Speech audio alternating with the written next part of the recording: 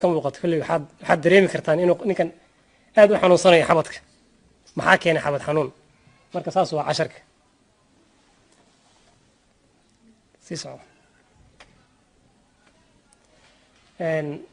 muxuu yahay xabad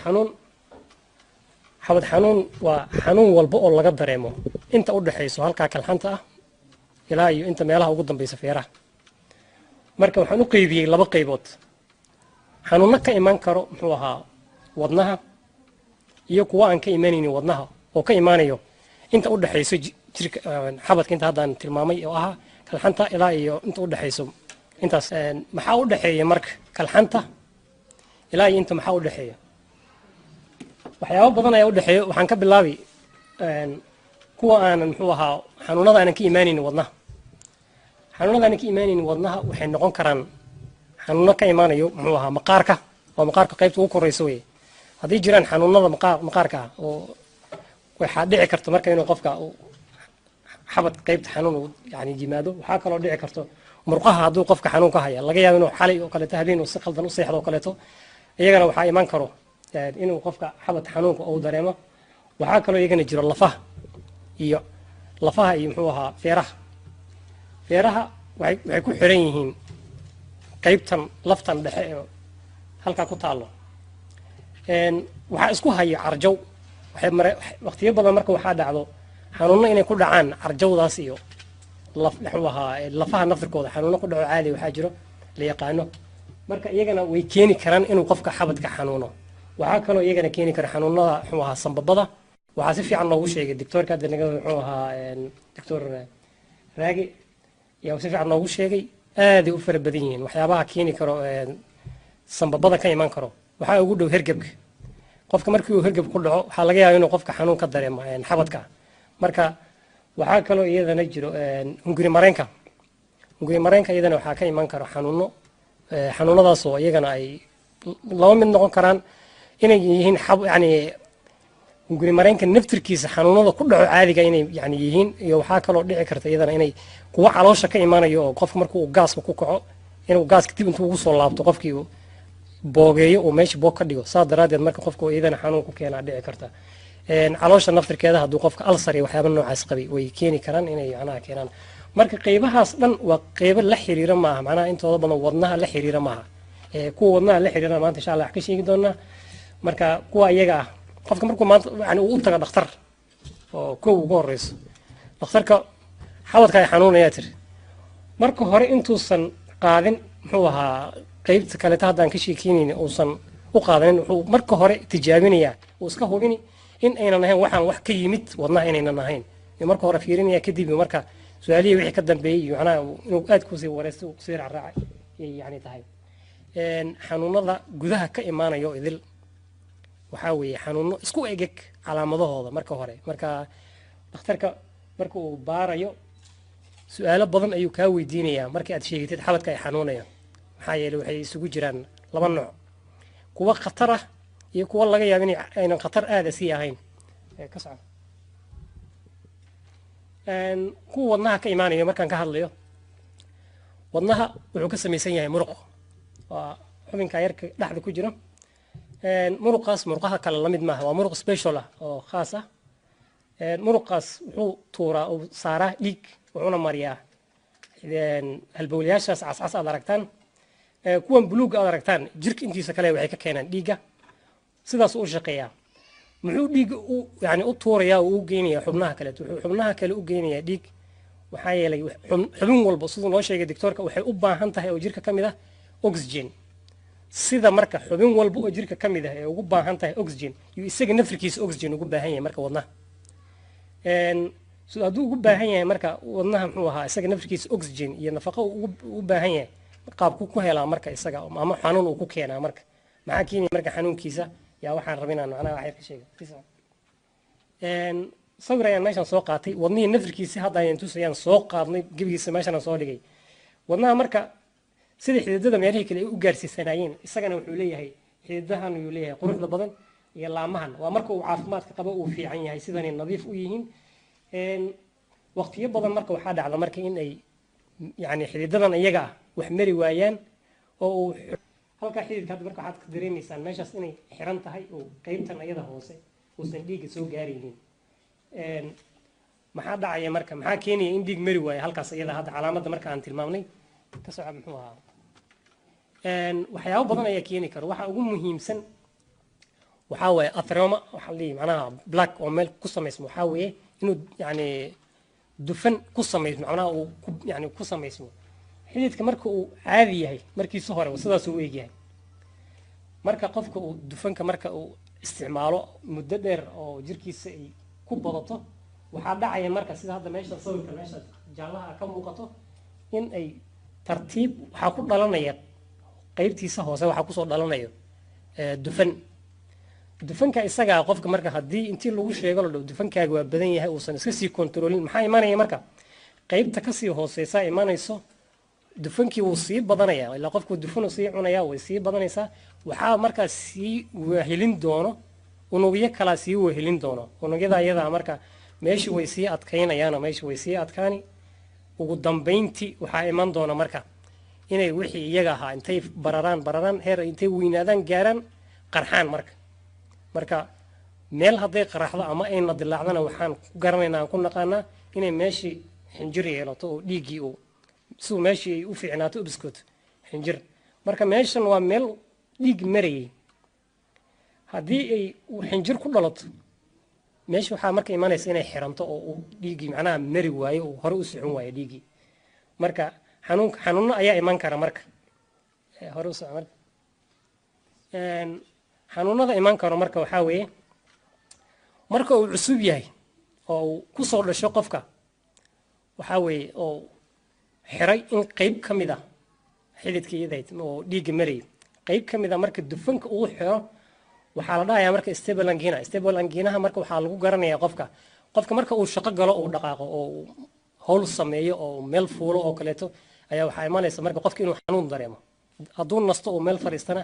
qofkii xanuunkii uu ka baaba'aya maxaa yeelay marka uu nasto dhiigga tartiiba u socdaa meeshii uu marayay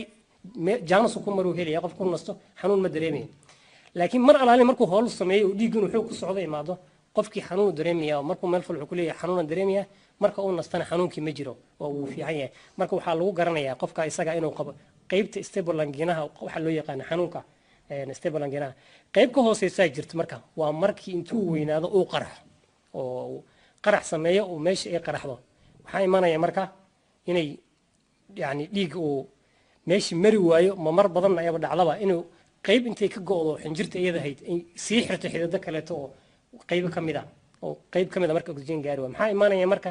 meesha ay hawsha halkaas marayso waxaa imanaya marka waxa loo yaqaano heart attack ama markaad isbitaallada tagtaan laga yaabo inaad dhakhaatiirta ka maqashaan myocardial infection waxa la dhihi heart attack oo maxaa lahayd marka macnaha in la isweydiiyo iska fiican tahay intaan heart attack u gudbin waxaa jira marar kaleeto oo xididka wadnaha xididada dhiigga siiya mar waxaa jirto ay dubaaxiyaan aad ay u dubaaxiyaan dubaaxintaa marka ay sameeyaan marka way isku laablaabmayaan laablaabitiinka ay samaynayaan daraaddeed marka waxaa laga yaabaa inaynan qaybo ka mida marka wadnaha aynan gaarin dhiig saas marka qofka iyada taas waxay ku imaadaa iyadana digniin la-aan tan iyada uu gebigeeda xirayo midda yani uu xirayo oo xinjirta ilaa waxan isla wada xiraya meesha waxaa weeye qofka hadduu nasasho uu ku jiro uu nasanayo uu waxba qabanaynin iyo hadduu wax qabanayaba labadaba xanuun wuu dareemaya qofka marka muxuu yahay heart attack heart attack waxaa weeye sida hadda geeskaasi kaga muuqato wadnii qofkan hadda banaankaas la soo dhigay dhinacaas sidii kaga muuqato laba xidid ayaa meesha marayo xididna wuu cad yahay midna waa guduud marka kaa cad macnaheedu waxaa weeye kor uu kasoo xiran yahay oo dhiig maba wadaba qaybtii uu marka dhiigga siinayay yaa xirantay oo macnaha yaa dhimatay way dhimanaysaa maxaa yeelay dadaad beer waraabin jirtay beerta iyada hayda biyo ka joojiso macnaheedu waxaa weeye beerta iyada way dhimanaysaa marka intaas hadday dhimato lagana rabo wadnihii inuu daqiiqadii 5 litir oo dhiiga uu tuurayo hawsha ayada adag uu qabanayo waxaa imanaya marka jawaabta uu bixinaya mar walba waxaa weeye xanuun aad ah oo aan inaba caadi ahayn kadibna waxaa imanaya macnaha qofkii inuu u dhintaaba macquul oo waaba loo dhintaa in badan marka haddaanan waqtiga laga gaarin xilli fiican oon laga daweynin hada taagana waa saas ka soco xanuunada marka calaamadaha lagu gartaa calaamadaha lagu garto calaamadihiisa qofka wuxuu ka sheeganayaa halka halkaasaa lagaga fadhiyaa uu ku dhihi waxba yani halkaa yani iga haysto si qofka iyadoo la riixiyo kaleeto ama in wax lagu ceejiyo kale qofka halkaa ka dareemaya barta ayada ha ka dareemo maba xuma haddana wuxuu qofka sii dareemiyo kaleeto xanuunada garbihii ay u sii gudbayaan hadda sida dhaxda sawirka dhaxda ka muuqato garbihii u gudbayaa waxaa laga yaabaa qofkii laay dhinacan eedaanka inuu ka dareemo waxaa laga yaabaa inuu dhabarka ka sii dareemo marka waa calaamadaha ugu muhiimsan ee lagu garto macnaha qofka marka inuu wax sii yihiin inaad yacni dareemo qofka hadduu ku dhaho halkaas laga riixayaa xanuunka isagaana uu usii gudbayay garbihii oo macnaha ilaa iyo daankii dhinacan uu ka dareemayay xanuun qofka isaga marka waxaa waye waa inaad yani sida ugu degdeg badan dhakhtarkii macnaha uu raadsaday weye waxaa kaloo qofku dareemi wax la dhaho light headedness xanuun madax xanuun aan madax xanuun aad ahayn oo khafiif ah iyo qofka dareemaya iyo dhidid laga yaabo inay weliba ugu heliso lalabo ka saar xanuunadan iyaga angiinaha angiina waa luqad latini ah marka angiina waa un xanuun markaan angiina leeyahay xanuun ka imanaya wadnaha weye marka waxaa halis u ah qof walba oo dhaxal macnaha u leh oo hooyadii ama aabihii ama ay qabeen ama reerka qof qaba uu jiro saa daraaddeed marka qofka waxaa laga yaabaa inuu iyadana ugu imaado dadka uu dufankooda sarreeyo marka dufanka hadduu qofka sarreeyo waa inuu qofka sida uu yani ugu iman karaa oo halis u yahay dadka dhiigkarka qaba iyo sakarowga labada ayaana uu keeni karaa sigaarka dadka sigaarka caba sidoo kaleeto dumarka iyo ragga marka isbarbar dhigo ragga aad ugu badan buurida macnaha dadka aad u burburan waa iyagana sidoo kaleeto stresska dadka aan jimicsan da-da hadday ka weyn tahay 50 sano dumar iyo ragba marka waa iyada meesha way ku jirtaa sida loo baaro qaabita calaamada maxaa la jiray calaamadahan soo sheegnay yaa horta mar walba aad muhiim u ah oo dhakhtarka markuu ku wareysanayo calaamadahaas hadduu kaa helo marka macnaha asaga qayb buu dhiganaya oo aaday muhiim u yihiin kadib yaa wuxuu samaynaya marka dhiig inuu kaa baari dhiiggi muxuu kaaga baari dufankaagu ayuu eegaya wuxuu eegi anemia inay qabtid anemiyada qofka markay dhiig ku yarta waxaa laga yaabaa xididada sidii la rabay inaynu gaarin saa daraaddeed hadduu qofka xubinka isaga tayroidka loo yaqaano hadduu cillada uu ka qabo kaleeto iyadana waa muxuu ahaa waa way dhici kartaa uu kaa baari dhakhtarka waxaa kaloo uu kaa baaraya cudurrada kelyaha iyo kuwa wadnahaba uu baari waxaa kaloo la saaraa ECG wax la dhihi iyo myocardial perfusion waa iyadana qalab kale lagu baaro ultrasound MRI iyo angiogram waxyaabahan kulli wax dhakhtarka uu ku baara wey marka ka socdo dawadiisa waxaa weeye macnaha qofka habdhaqanka iyo habnololeedkiisa mar walba lagala hadlaa oo waxaa lihi jiray muu dhakhtarka mar walba kaa waanin wuxuu ku leeyahay saan ha samaynin maxaa yeele hadduu dawo walba ku siinayo qofku cholesterolkiisa uusan controlin ama aada u qaadanayo dufanka iyo waxyaabahan u isticmaalay ama dawadii sokortii iyo ama dhiigkarkii uusan si fiican u qaadanaynin macnaha waxaa weeye waxaan wax tegay weligiis ma ahaanaya dawooyinka kale lagu daweeyaa aspirin statin beta blocker calcium surgery waxaan kulli waxaa lihi jiray waxaa weeye waxyaabaha lagu daweeye wey marka ka soco talo ahaan ugu dambeyntii talo sideed uga hortegi kartaa marka xanuunkan isaga waxaad uga hortegi kartaa inaad cunno fiican qaadatid oo macnaha cunno fiican cuntid sigaarka in badan waa lagu soo celceliyey sigaarka macnaha in la iska daayo exercise iyo jimicsi qofka inuu sameeyo dhiigkarki iyo sokorti labadaba qofka inuu macnaha iyaga naftkooda iska daweeyo cholesterolka macnaha inuu iyadana qofka uu iska daweeyo naftarkeeda ama uu iskana reduce gareeyo uu iska yareeyo alcoholka marka iyadana inuu qofka qaato waaba qalad gebigeedaba inuu iska daayo wey haddaad qabtid ka waran xanuunkan isaga ama dhakhtarka uu kuu soo sheego ku dhahay waxaad qabtaa angiina marka calaamadaha aan soo sheegnay marka haddaad leedahay daawana aadan haysanin marka waa inaad waxaa laga yaabaa inuu khatar isku sii bedelo waa inaad isla markiiba caawimaad raasatid marka haddii calaamadihii ay tegi laayihiin ka waran intaad adoo caawinaad raasad hataa waad qabtaa calaamadihiina weli way tegi laayihiin marka iyada waxaa wey inaad ku khasbanta inaad isbitaalka macnaha si degdega ku tagtid oo baaritaan dheeriya laguu sii sameeyo marka hadduu aduu xanuun ku qabto aduu taagan oo kaleeto waa inaad fadhiisatid maxaa yeelay exerciseka aad ama hawsha aad ku jirtid ama istaagnida aad taagan tahay waxay mar walba keenaysaa macnaha qofka in uu jirkiisii shaqeeyo marka inaad fadhiisatid haddii fadhiga hata aad kusii kalsoonaaweyd haddii inaad seexatid ilaa aad markaas ayada wax caawimaad aad ka helayso marka intaasaan kusoo gabagabeynaya aad iyo aad mahadsan